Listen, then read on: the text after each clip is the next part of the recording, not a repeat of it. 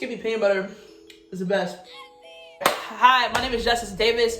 I am located in Brooklyn, New York, and I am here to talk about virtual career days with you and what I do.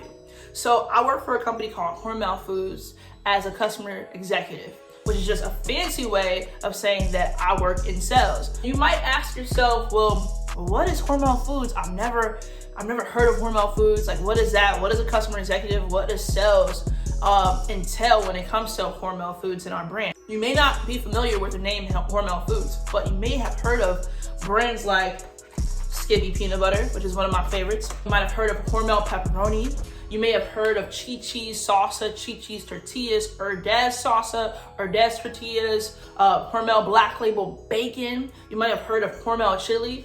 And then you might have heard of something called Spam.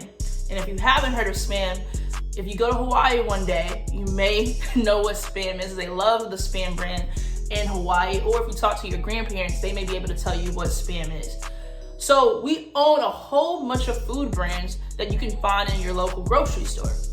So my job is to get the food from our manufacturing plants or food facilities to the grocery stores and on the shelf so you can buy them and take it home and enjoy a nice meal with your family. You might have asked yourself, okay, so how does the product get from the place where they make it to the grocery store on a shelf? Then why are these products put where they are on a shelf in a grocery store, okay? Why do they make sure that everything is scanned when you check out of the grocery store and take the products home? There's a lot of things that happen in the grocery store that you may think about and you may not think about. I know before I worked for Hormel Foods, I didn't really put too much thought around how I got my products when I took them home from the grocery store. What was the background behind that process? That's where I come in, right? So as a sales representative, I go to, let's say, a Kroger or a Walmart. My responsibility is to go to the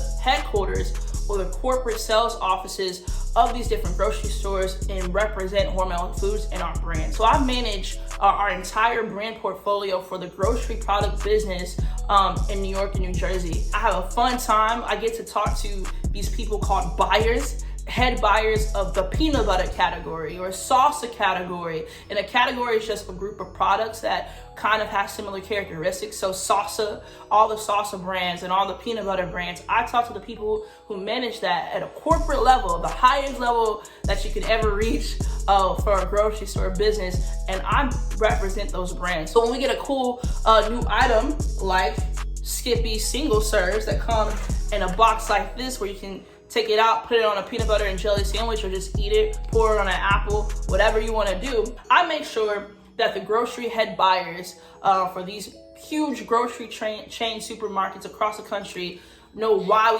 we created this product, why they need it, why consumers like yourselves will want to eat it.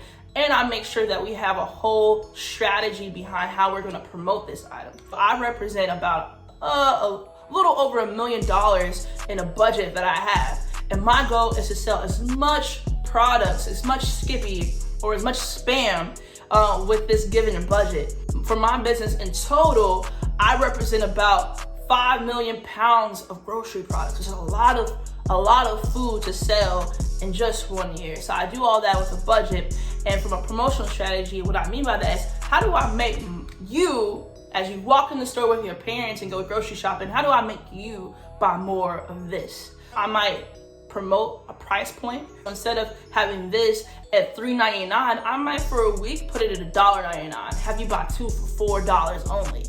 I might have this in an extra position in the store, a secondary placement. So maybe it's not in the peanut butter section anymore. Maybe it's in the produce aisle by the apples, so you can be reminded like, hey, you can eat peanut butter on your apples.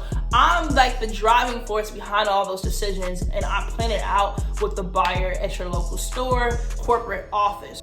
We even have science behind why we put certain products at a certain place on the shelf. Some of your higher selling SKUs, they may be at eye level or they may be below. So that forces you to kind of check out some of the slower sellers or the new items that could be higher up or right at eye level. All of it is some science behind it. Another cool thing about what I do is I analyze data behind what you buy, when you buy it, and the why behind you buying it. When you check out of a grocery store, you scan the items, they scan the items and you pay. So let's say, for example, you purchase Skippy. I need to understand what else is in your basket with Skippy when you're buying it. Are you buying it when it's promoted at a lower price point, or are you buying it at regular sales price? When you're buying it, how frequently are you going back to the store and getting it again? That data helps me understand how do I promote and make this item better for you. Recently, back in February, at the end of February was National Peanut Butter Lovers Day. So I live in Brooklyn. I got to go to Manhattan and go to a donut store, the Donut Project, and we partnered with them and Skippy to create Skippy donuts, and we're able to pass it around to social media influencers across the city just to get people talking about Skippy and excited about peanut butter. And I got to eat a really nice big donut full of peanut butter, and a peanut butter and jelly donut, and it was an exciting time. Got to be recorded and on TV, etc.